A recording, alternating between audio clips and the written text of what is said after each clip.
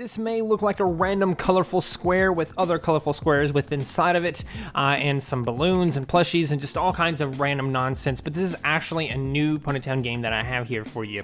It's super simple, only having about 5 rolls, and you really don't need anything other than some dice, which you have in the form of the dice command. To do the dice, all you have to do is type in /roll, and then the number that you're going to use for the dice roll by default is 100, which is perfect because we only need to be rolling out of 100 in this game. So to start out, everyone goes to the very center, whatever your center is. It's this red space here, for in my example, it's this red space.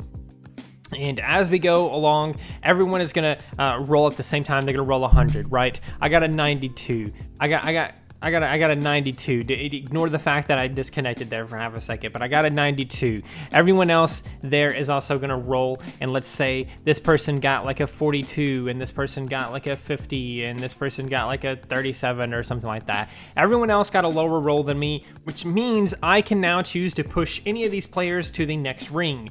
So let's just say this person, because he's giving me the side eye, get out of here. So I can push him to the orange ring. And this continues on until someone, or rather everyone, gets pushed all the way off to the final ring. And so that's really what you need to do here. You need something that has multiple rings here. So we have red, orange, yellow, and green, and then water, which is the last one where you die, I guess. And yeah, that's basically the premise of it.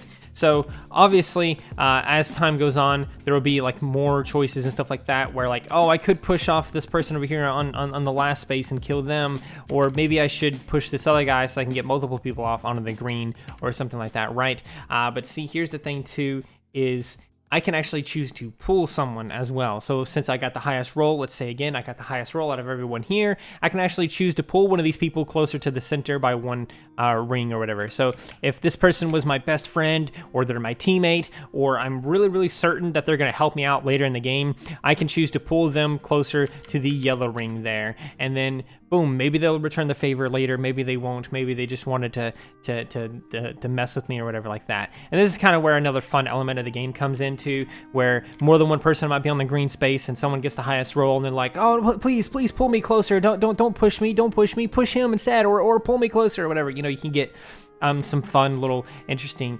engagements like that or whatever else. What happens if you tie in this game?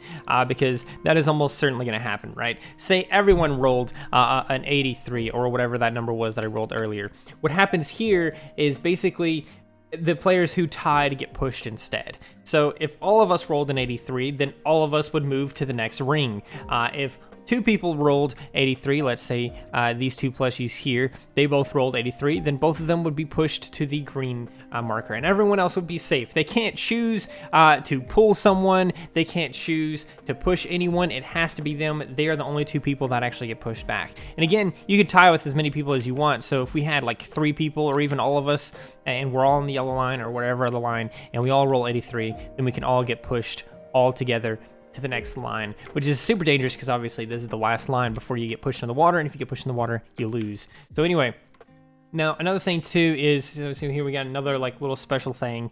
So let's say I was to roll under 20. Let's say I got like a 17 or an 18 or something like that, right? If I was to roll that number, then I actually get to pull or push someone with me if we're pulled or pushed. Then this person up here chooses to push me. Well, I can actually choose to push this person with me, and now we're both getting pushed instead of just that one person.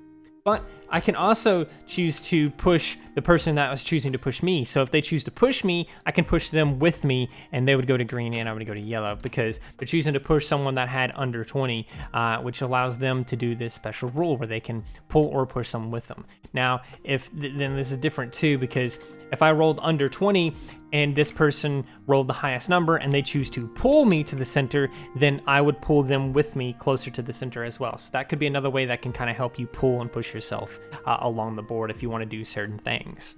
Now, another thing too is if you get the highest number, you obviously can't choose yourself to move closer to the ring. You can't pull yourself, you can't push yourself.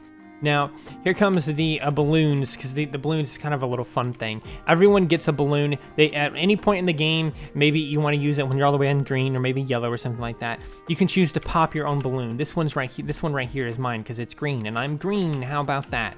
At any point in the game, you can choose to pop your own balloon. If you pop your balloon, it actually teleports you back to the very, very center of the board. Now, you only get to do this once because you only have one balloon, and there's another catch to this too. If someone rolls a 42 or a 97, then they can pop any of the balloons. So if I was to roll 97, even though I don't have a balloon anymore, I can pop the black's balloon or a white's balloon or purple's balloon. I can pop any of those I want, just one of them, of course. So I'm gonna pop black's balloon. And what this does is this doesn't allow me to teleport myself back to the center. It doesn't teleport the other person back to the center who owned that balloon. It literally just eliminates it from the game so that that person can no longer use it.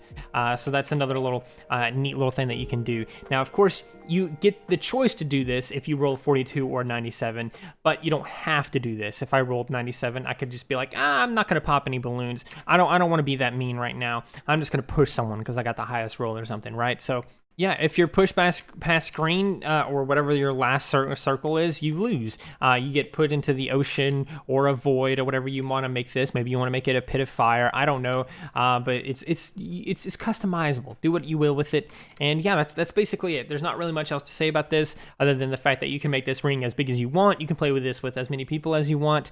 You can do extra rules, add additional rules. Like if you're on green, you can't roll out of 100. You have to roll out of like 90, or you have to roll less or something like that, right? There's all kinds of like little customizable things that you can do with this game, and that's another thing that I think is going to make this a lot more fun. But yeah, I hope you guys enjoyed this. If you did, please do consider liking, subscribing, sharing, and doing all of those wonderful things like that, because when you do wonderful things like that, not only do you get access to wonderful content such as this, but you also get to become wonderful yourself, and I think we all want that. So do those wonderful things, and until next time, stay wonderful.